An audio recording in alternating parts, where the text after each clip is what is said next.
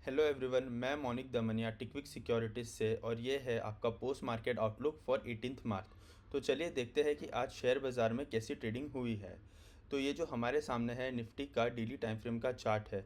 जैसे कि हमने हमारे प्री मार्केट आउटलुक में डिस्कस किया था कि जो गिफ्ट निफ्टी है वो गैप अप ओपनिंग के इंडिकेशंस दे रही है, और वैसा ही हुआ। हमारा मार्केट जो है वो आज गैप अप ओपन हुआ, और गैप अप ओपन होते ही वो आज काफ़ी स्टेबल था। हमने आज मार्केट में गिरावट देखी ही नहीं, और मार्केट स्टेप बाय स्टेप ऊपर ही जा रहा था।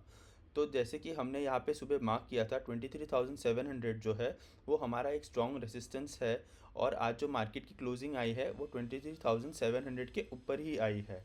आज जो है निफ्टी अराउंड 200 पॉइंट प्लस है। तो देख सकते हैं हम कि आज जो निफ्टी का थर्ड डे है, जो निफ्टी ग्रीन में क्लोज हुई है। तो आप पूछ सकते हैं कि अब ये जो है वो ट्रेंड रिवर्सल हो चुका है कि नहीं हो चुका है, राइट।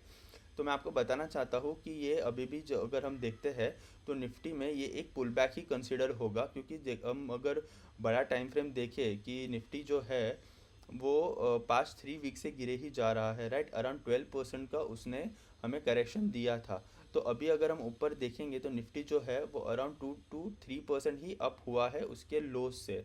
तो ये जो है वो अभी भी एक पुल बैक ही कंसिडर होगा, ये कोई ट्रेंड रिवर्सल नहीं है। तो हमें आगे आने वाले दिनों में देखना पड़ेगा कि निफ्टी अभी यहाँ से जो है वो नए नए लेवल्स ऊपर की ओर बनाता है, या यहीं से हमें फिर से जो है नीचे की गिरावट देखने को मिल सकती है। और एक अच्छी बात यह है आज हमारे मार्केट में कि जो ब्रॉडर मार्केट्स थे वो भी आज ऊपर ही थे।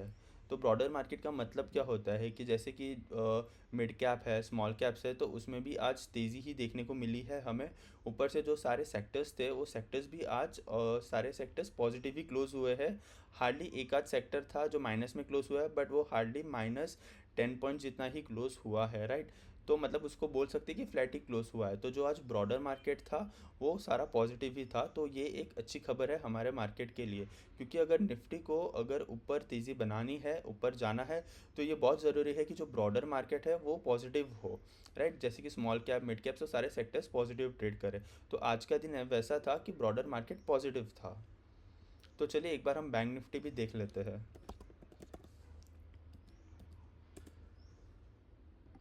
बैंक निफ्टी भी प्लस क्लोज हुआ है अराउंड 450 पॉइंट्स।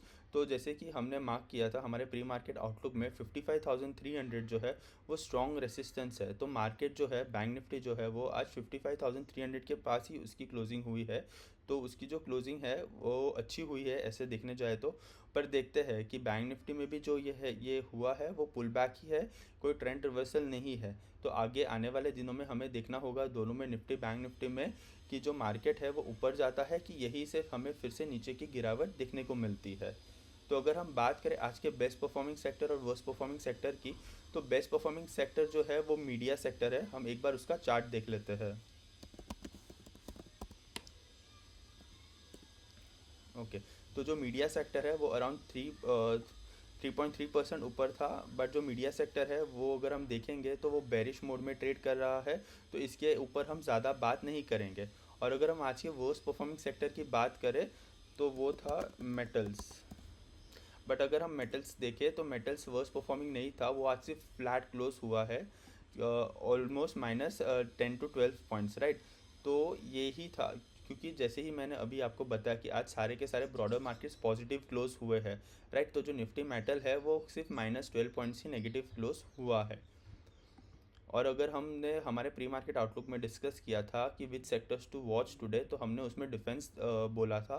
तो एक बार हम डिफेंस सेक्टर देख लेते कि उसने आज कैसा परफॉर्म किया है।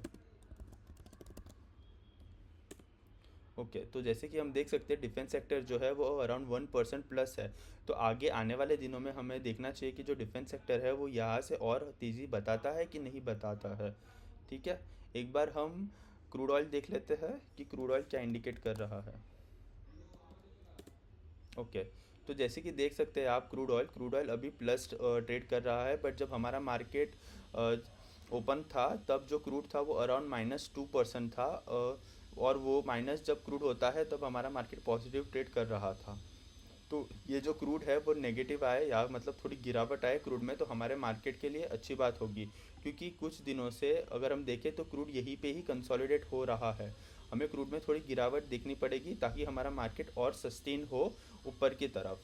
एक बार हम USD INR देख लेते हैं।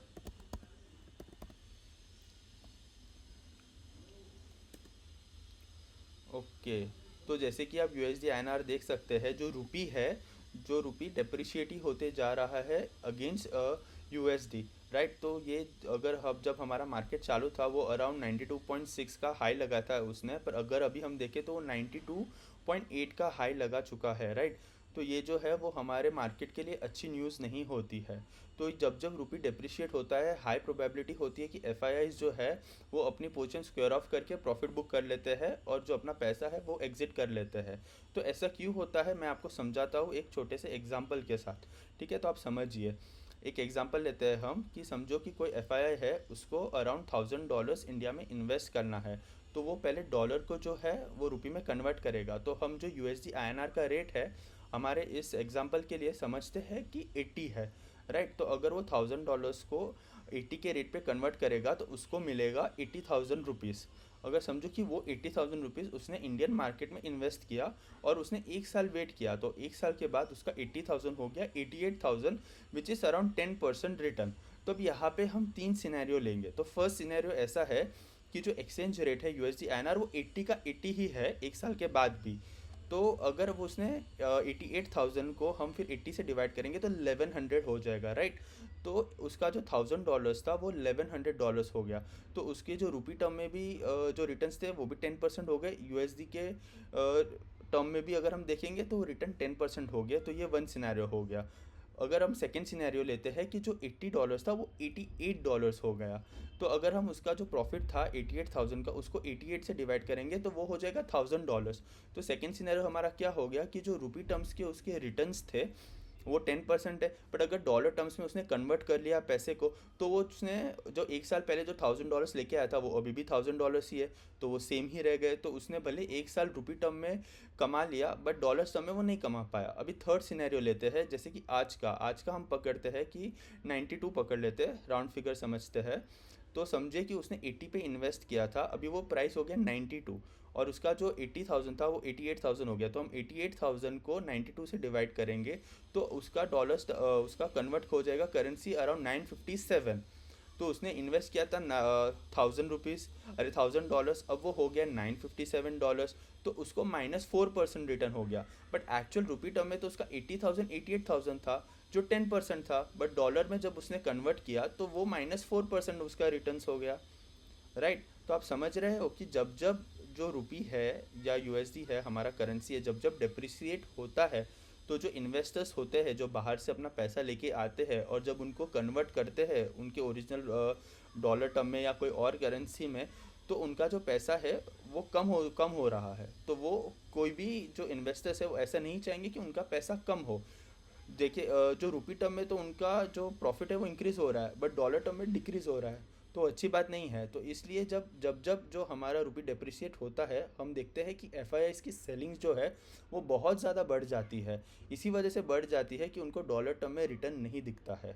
ओके, तो ये एक एग्जाम्पल से हमने समझने की कोशिश की है। इसके अंदर जो है वो बहुत इफ्स एंड बट्स रहते हैं, हम एकदम डीप में बात नहीं कर रहे हैं। सिर्फ आपके समझने के लिए मैं आपको ये एक छोटे से एग्जाम्पल के थ्रू समझा रहा हूँ, ठीक है। अभी भी अगर हम देखेंगे तो हमारे बात करते ही ये और ज़्यादा बढ़ गया, ये 92.84 हो गया है। तो ये अच्छी न्यूज़ नहीं है। हो सकता है कि हम कल परसों के आने वाले एक दो दिन में ही मार्केट में और गिरावट देख सकते हैं just because of USD INR। चलिए एक बार हम FII DI का डेटा देख लेते हैं।